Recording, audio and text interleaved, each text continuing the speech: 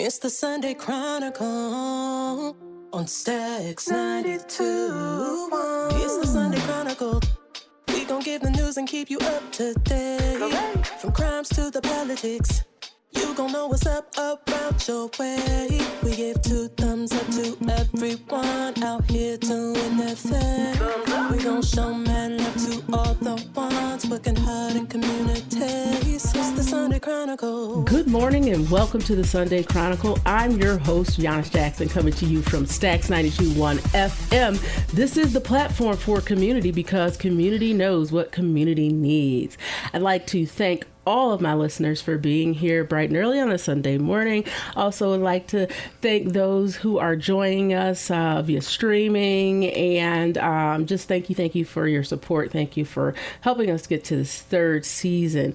And I'd like to thank my co-host Span to my left here. Thank you for being here, Span. I missed you last week. I did. I didn't have nobody interrupting me. I didn't have anybody taking any cheap shots, talking to me about how I was eating the mic up and just, those types of things, right? I need that. Well, I would just like to thank you, Yanice, for letting your soul my soul glowing today. Yes, y'all. I went through this whole revolution. I don't know. I've been wearing this fro for a while. I've had a fro before, but it's in all its glory now because I just I did a twist thing and then I had it shaped, and I'm all about making it the perfect afro. So I'm going to continue to do this until it's Michael Jackson 5 afro-ish. Oh, bell pepper nose Michael Jackson. Yes. Back before any surgeries took place. Or alleged surgeries. Well, I had to say that anymore. Ain't no alleged. When you go from a bell pepper Negro African nose to a 7-year-old white girl nose with the ski slope. It was beyond that, though. It was ridiculous. I think he was putting on a nose. I think the rumor was he's been made a lot of fun of in his death, but he's been made. A lot of people say his nose was pretty much assembled at that point. It was just put on. It was because he'd done so many surgeries, and maybe did a little bit of that booger sugar. Maybe he had a little bit of difficulty with it. Now these are all rumors. Yeah, I cannot prove it. This is all alleged. Alleged. We're not tarnishing Michael Jackson. No. We loved MJ. I still listen to Bad every now and then. I like Bad, but of course. I'm not gonna go off on a tangent because I can go on about Michael Jackson. We're not gonna do that because it's not about Michael today. It's about Miss Kristina Lyke.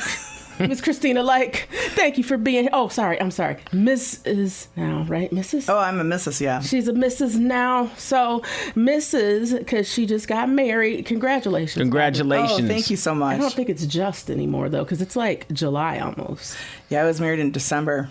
That's cool. How's married life? It's different, but you know what? I married the man of my dreams. He's just a wonderful man. That's so cool. I'm glad I got to meet you guys. I knew you already, but right. I got to meet him at the Christmas party, annual Christmas party and whatnot. And so it's he's a really little bit more quieter than I am, though. Yeah, I didn't see him. He didn't say anything until he said hi. Right. Right. That was it. Hi. But it's probably a good balance, though. It is. It's a very good balance. I believe we complete each other, not like we're a movie or anything. Oh, remember that movie? You Complete Me. Oh my goodness. What movie was that? That was Jerry Maguire. Jerry Maguire. It was a good movie though. Yeah. It was because it was in the elevator and the lady said it in sign language, you complete me. Remember? And, well, she didn't say it, but she just signed it. It has been so long since that movie. Oh my God, how old is that movie? I feel like that might be 15, 20 years now. It's a while. It's probably about 20. I don't want to think about it. It doesn't feel like it was that long ago. It makes me feel old. Let's not talk about how old Jerry Maguire is because then I'll think out how old Yanice Jackson is. But no, I'm not old. We're all young here. Okay, yes. Absolutely. Okay, and back to my guest. You guys got to keep me focused. That's your job, Span, to keep me focused. You kept yourself focused there. I was just about to do it, and then you popped right in. You're a pro. Okay. I'm starting to wonder if you even need me sometimes. Psych, that's not true. So, we are welcoming our special guest, Mrs. Kristina Lyke. And I like that she is here today. She is running for Michigan House of Representatives for the 50th district. So what brought you here today? What made you run for this seat? Well, that's a long story, but how long do we have? I don't know. We keep talking, so I don't know. All right. We got about 16 minutes. No. Well, I will tell you, I'm actually a constitutional attorney, a criminal defense attorney, and also a family law attorney. Wow. And I saw a lot what was going on, and I thought, no, someone needs to step up to the plate, and we got to take care of things, because it's not just about, ourselves. We have to take care of others, right? We got to make sure that, one of the things is the illegal immigration that was coming into our state. I saw a lot of that. It wasn't just a national issue. It's actually a state and local issue. And I see things that people don't want to see as a criminal defense attorney. And that really triggered me, inspired me to go out there. Plus, I deal with a lot of bullies out there. And, I try to take care of things and make sure that I stick up for people who need to be, that are victims in society, and make sure that I'm the one that takes care of their livelihood in the future and things of that nature. Yeah. But no, I've done a lot of good things in this world as an attorney. I was as a criminal defense attorney and family law attorney. I've helped a lot of veterans. I made a promise to God that when I passed the bar, I didn't go and waver with him or anything of that nature, but, I just want to make that clear. But no, I made a promise that I would help the veterans. And one of the veterans, actually, I helped him build a car dealership. I didn't even know what I was doing because I don't do corporate law. I researched that all out. But, some of them, I've gotten their fundamental rights back. I've actually gotten their Second Amendment back for them. 3 weeks ago, we just got there. He's actually back in the National Guard because he was able to keep his job. And I got a big old hug in the courtroom. So, a lot of things is, I want to make sure our veterans are taken care of. I want to make sure our county is protective, because 50th District is Livingston County. It's Marion Township. It's Howell. It's Heartland. It's also Fowlerville. It's also Putnam Township, too, as well. And we got to just make sure that, in groceries, another reason why is inflation. We go to the grocery store, it's like 6 times the amount now. Don't even get me started, because I'm like, every time I get ready to buy some bacon, I really have to have conversations with myself. Like, am I really going to spend $8 on this bacon? Do I really need it? But then I remember how turkey bacon tastes. But that's another story. Go ahead. Yeah, but I make sure you eat that bacon though, and you don't go and throw it out or anything of that nature because of the prices. I think it's like, what was it, $6 the other day I saw for, 12 eggs, a dozen eggs? I mean, that's nuts. And the milk. And there's a lot of things we can do about that, because there's taxes that are not being used, that we're just keep taxing people. I'm a small business owner too as well. And you see the effects every day on the people that come into our office too as well.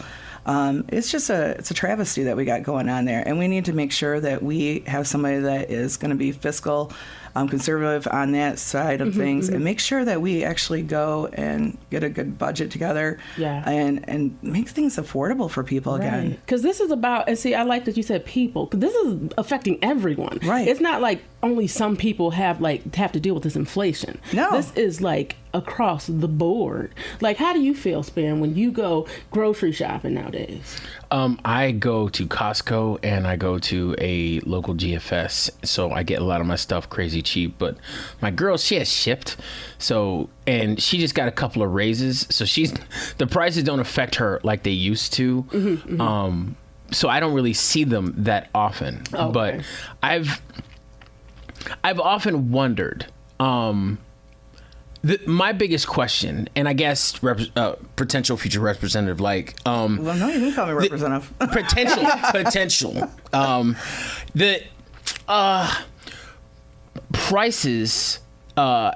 All the research is showing that it's not a necessity. Like, the actual cost of goods has actually started to go down, but it's the greedflation, like the corporations who are actually raising the prices, looking to make more money because they call it price elasticity.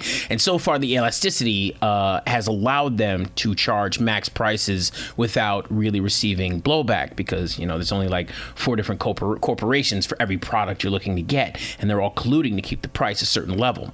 So if you, as a state government representative, go after these corporations for their greedflation, how do you disincentivize them from just saying, okay, we'll just leave the state?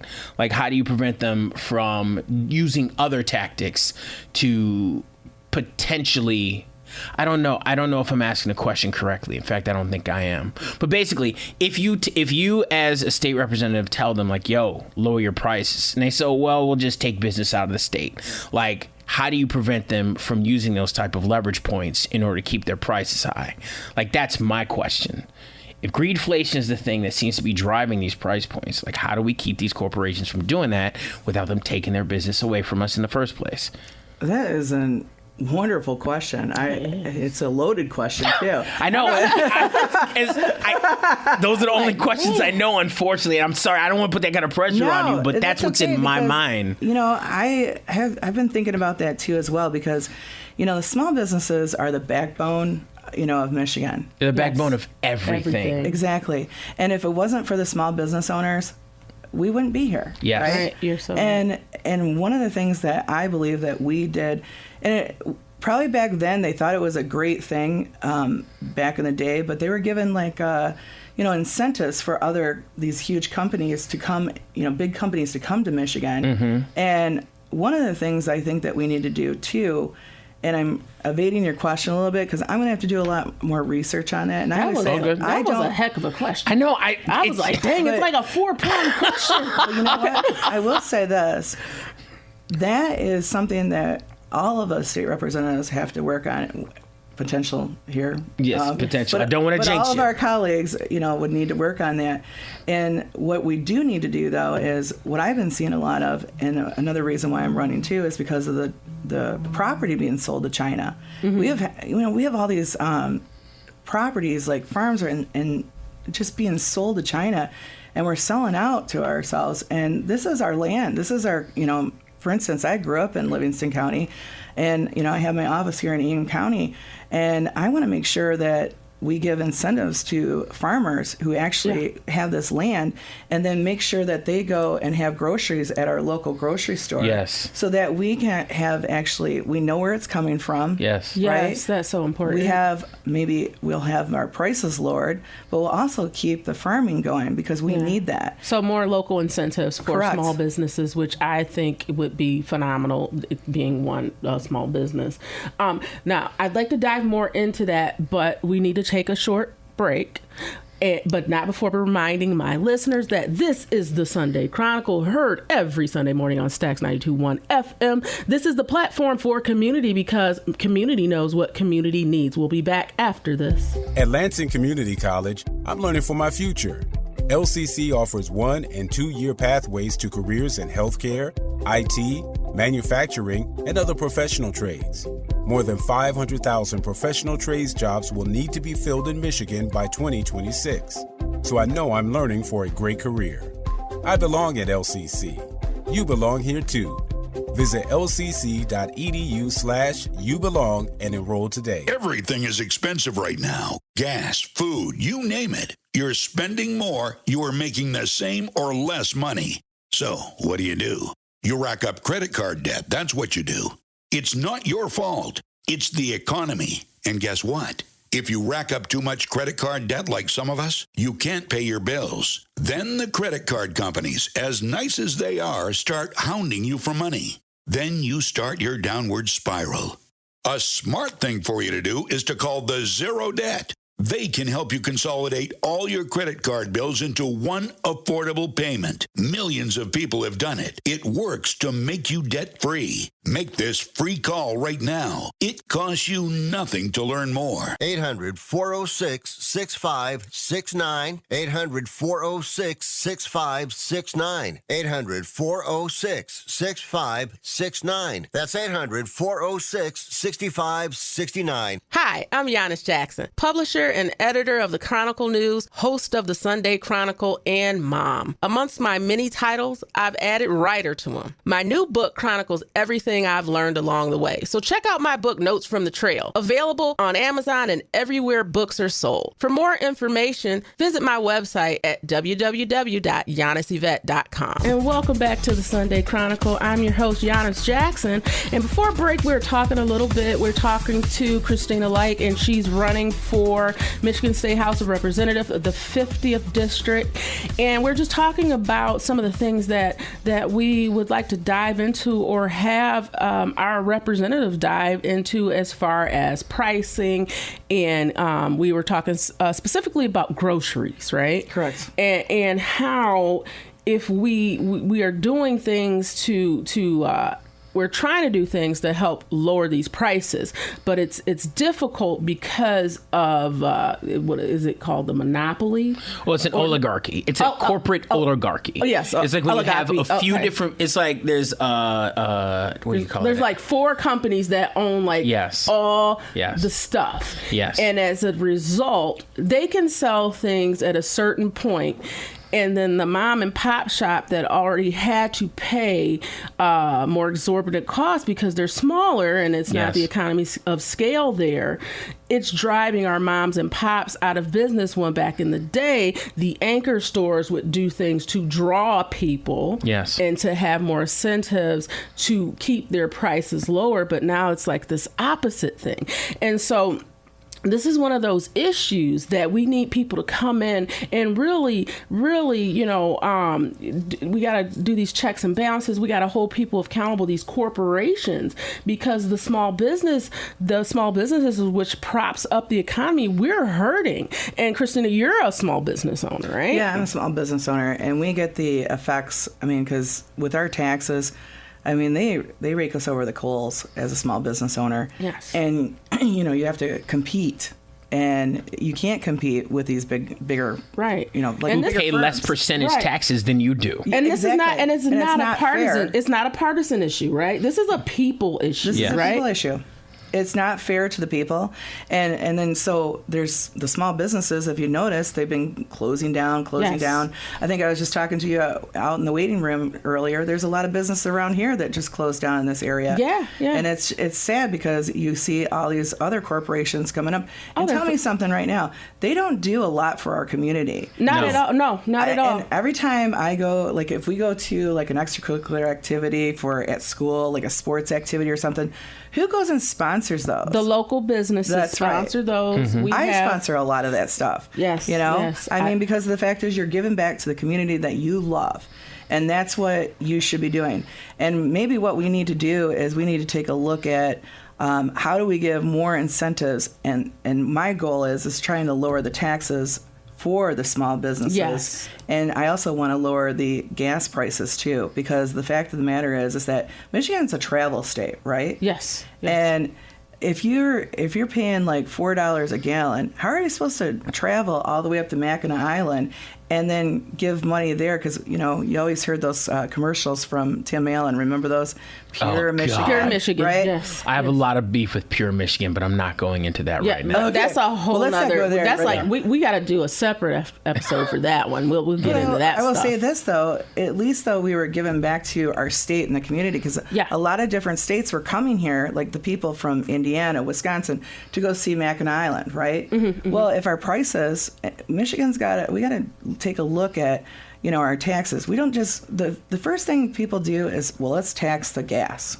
No, that's ridiculous. No. And then there was a new bill coming out that I was reading about. It's about the miles that you drive. And that's ridiculous. Yeah. I mean, why should you, because of the fact if you have, an electric car, now we're going to be charged for the miles that you go. And oh my goodness. I mean, that's ridiculous. So that'd be like another thing we're reporting on our taxes. Well, it's like if you're driving an electric miles. car, you're not paying gas taxes. Yeah. So it's like they have to get that tax revenue. But you're paying electricity.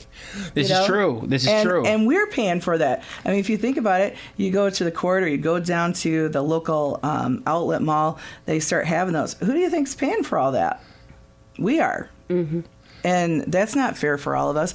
And that's part of the reason why I think you're going to see your electricity bills be going up quite a bit, too, in the next year. Which I have to, I'm sorry to interject. I just have to, the difficulty is when we lower taxes in one realm, we have to replace that money from other places.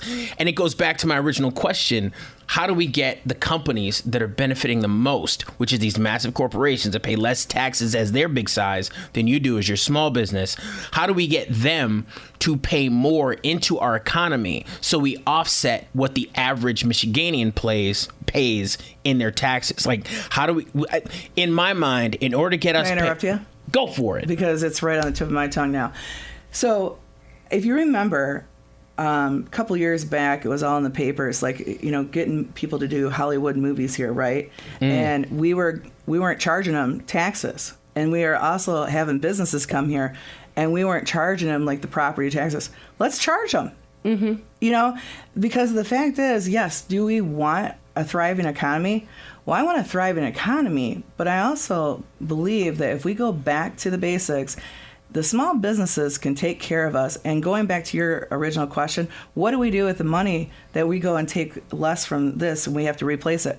Not necessarily do we have to replace it. There are some programs, and this is where I'd like to dive into, some programs that we don't need to go and be paying for things. And there's some things that we might have to do cutbacks in the government, because I believe that the people are more important than the government. And the government is supposed to be there to protect the property of the people and protect and be there for the people, and they're not.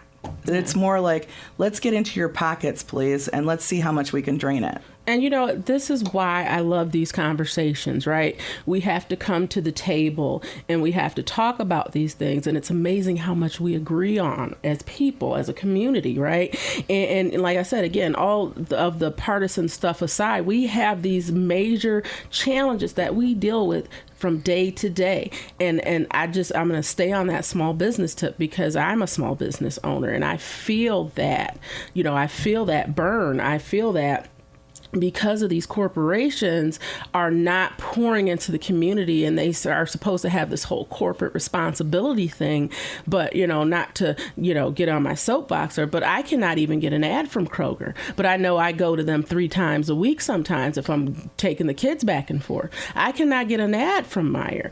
Back in the day, when my dad was running the newspaper, people band together. They had petitions. They took the pastors up there, and they demanded that they pour those dollars back into the community by ways of advertising, by ways of pouring into our schools. And it's just not happening anymore. So I'm hoping, my hope is that we get people in the office that will represent our best interests, no matter our sex, our socioeconomic status, whatever it is, to get these issues on the table. Let's stop sweeping it under the rug, because the longer we sweep it under the rug, the more our bacon's going to be. And that's what I'm going to say. So I do have a question. What potential elective? I do agree with you on that. What is the one thing, your time in office, that you want to spend, like, your bread and butter, like, I want this to happen for Michigan? Well, besides building up small businesses, like, what is that one thing you want to happen in Michigan during your time as a representative, should you be elected? That's a great question. I have a lot of things that I would like to accomplish. Absolutely. And I'm one of those people, I always say I'm a doer, not a preacher, right? I don't talk the talk, I walk it. And that's exactly what I do for, like, anything that I do. And sometimes I do too many things at the same time, as my mother says to me. But I appreciate seeing the smiles on somebody's face. It's just remarkable to get their constitutional right back, or making sure that their kids are back with them. I mean, people don't realize that that's a fundamental right of your kids, to have children, and to see that the justice was given to them. Mm-hmm. I mean, that puts just a great big smile on my face. But here's what I would like to see is, first of all, is the number one issue is my illegal immigration issue, because of the fact is, I don't want to see any more people harmed in our communities. Mm-hmm, mm-hmm. No more human trafficking. I'm not saying that all these people coming over are bad, but there is a lot that's coming over. We don't have control over the situation, and I do, and I don't have any problem with legal immigration, because if you think about it, we're all immigrants at one point in time. Mm-hmm. But my point is this: is that we have to stop this, because our jails are getting filled up, our schools are going to be filled up. And then we also are seeing the crime. And what does that happen? What happens with that? It's a trickle-down effect. It goes to our police department. We won't have, many there. We won't have the emergency system. And I'll tell you this, Livingston County EMS, I am so grateful for them, because the fact is I wouldn't have my father. A knife went into his foot and almost killed him. It went into his artery. Oof. And a minute later, he would have been dead. And so, I am so grateful for him. And how many people do you know that clean up blood all over a white carpeting, EMS people? They had 2 different ambulances, and they cleaned that up for my mother, who just broke her hip and her femur that time period. And I just want to make sure that we support them, because the fact is they give back to our community so much.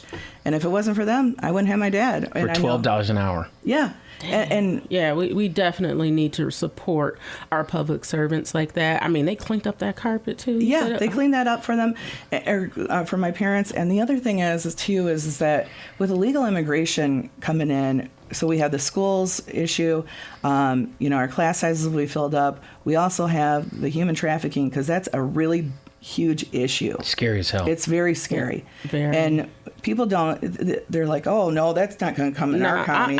It's already here. I get afraid for my daughter. I get afraid for my son, because I see so much of it going on.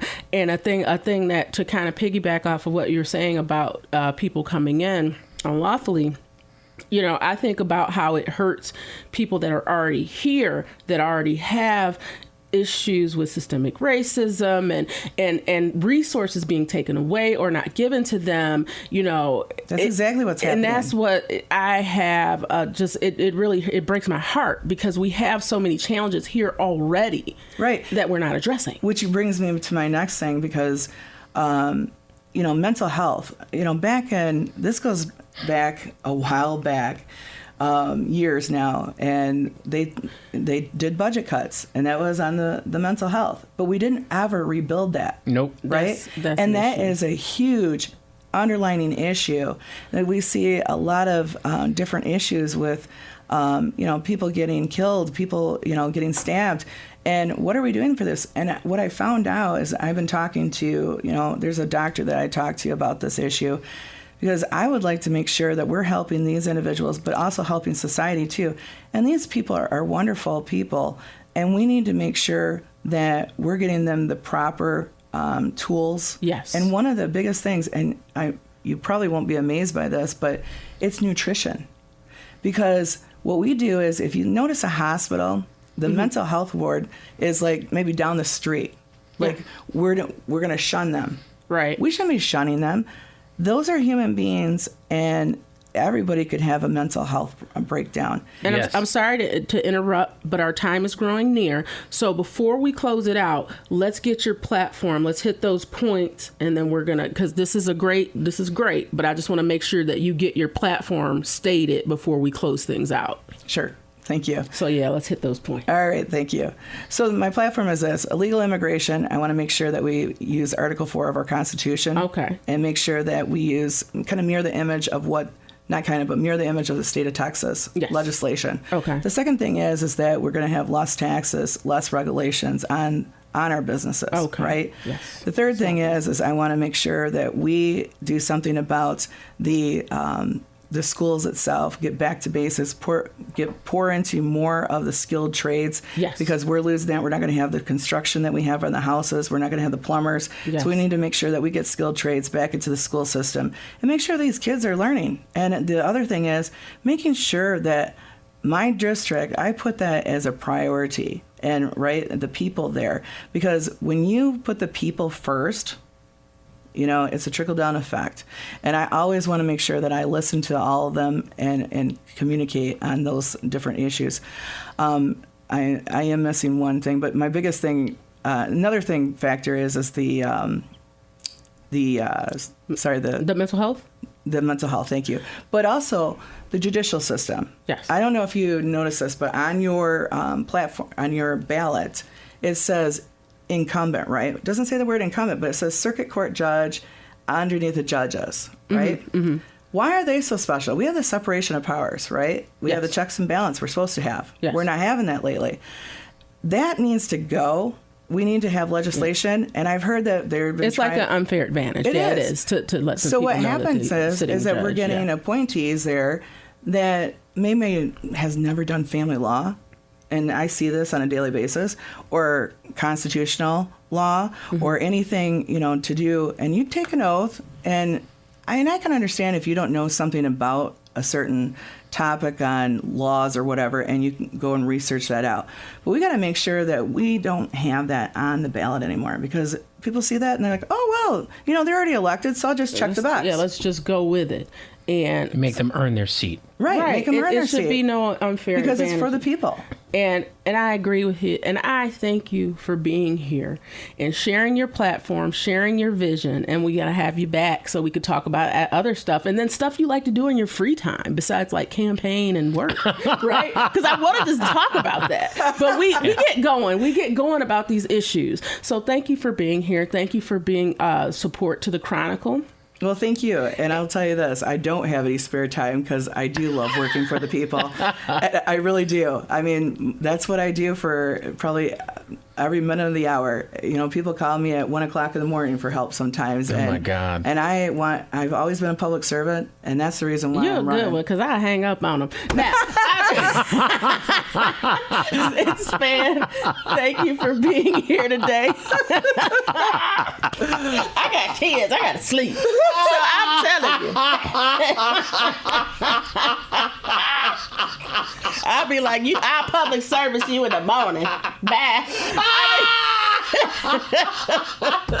And look, I'm a big advocate, but I got to get some sleep. They'll be like, I'm calling Kristina. You can't keep an afro like this without Yeah, she's like, I got a number for you. Call this number. You better call phone what. Now, thank you, Span, for being here. And thank you, everyone, for listening to the Sunday Chronicle. We love you. And like I said, we're over time. But thank you again. We hope you come back again next week. Join us. And I'm signing out. Your host, Yanice Jackson, coming to you from Stax 92.1 FM. This is the platform for community, because community knows what community needs. Make it a great day. Recover Now is a national campaign aimed at the education and awareness of the devastating effects of opioid and heroin abuse and curbing drug and alcohol addiction in the United States. Recover Now is sponsored by treatment facilities nationwide. Many of them have been where you are, and they want to help by spreading a message of hope and recovery. They're working hand in hand with major insurance companies nationwide that can help you or a loved one get clean in 7 to 30 days. Recover Now is embarking on a national outreach campaign on TV and radio to promote anti-addiction messages. So if you, a loved one, or someone you know has a problem with drugs or alcohol, do not wait. A new life for you could be 30 days away. Call us right now. I promise this call can change your life. Sponsored by the Detox and Treatment Helpline. 800-209-5173. 800-209-5173. That's 800-209-5173. Greece is cheap. But the airfare costs a fortune. Paris? Not much closer, and again, airfare... What about Puerto Vallarta? Let's face it, flying anywhere is just too expensive. Wait, what's this? Low-cost airlines. With one call to low-cost airlines, you'll drastically slash your travel costs. We're talking insanely low airline prices to any of your favorite destinations. Where would you like to go? London, Rome, Costa Rica, Australia? Wow, that's cheap. So why wait? Call now to learn how crazy cheap it is to fly anywhere in the U.S. or international. Our prices are so low, we can't publish them. The only way to get them is to call to instantly hear the most amazing best deals on airline travel. It's that easy. So call now and start packing. 800-719-5601. 800-719-5601. 800-719-5601. That's 800-719-5601.